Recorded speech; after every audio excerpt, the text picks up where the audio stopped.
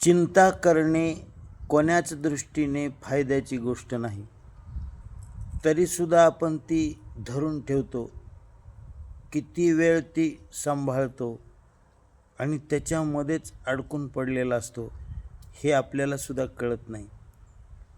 म्हणजे जी गोष्ट माझ्या हिताची नाही पण ती मी धरून ठेवलेली असते.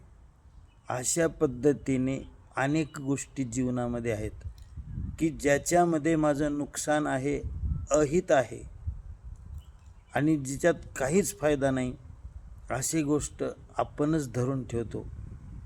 केवळ आपण बेहोश असल्यामुळेच हे असं होत असतं.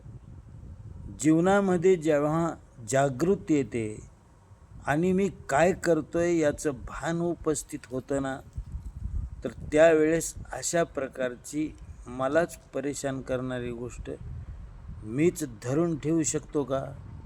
नाही. आणि म्हणून माणसानं हे समजून घेतलं पाहिजे, अशी जागृती वाढवली पाहिजे, हे पाहण्याचा प्रयत्न केला पाहिजे की अशा किती गोष्टी आहेत जीवनामध्ये की ज्या चुकीच्या आहेत पण मी सांभाळतोय.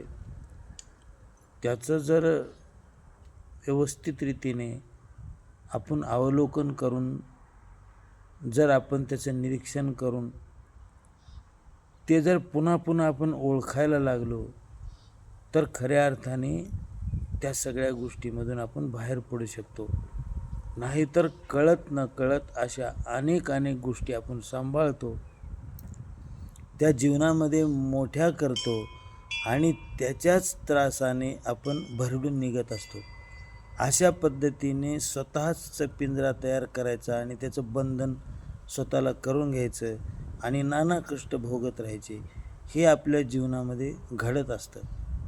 आणि म्हणून एक जागृती, एक नित्य जागृती, ज्याच्यामध्ये आपणच आपल्याकडे पाहून आपण ठरवू शकू की आता योग्य चाललंय की अयोग्य.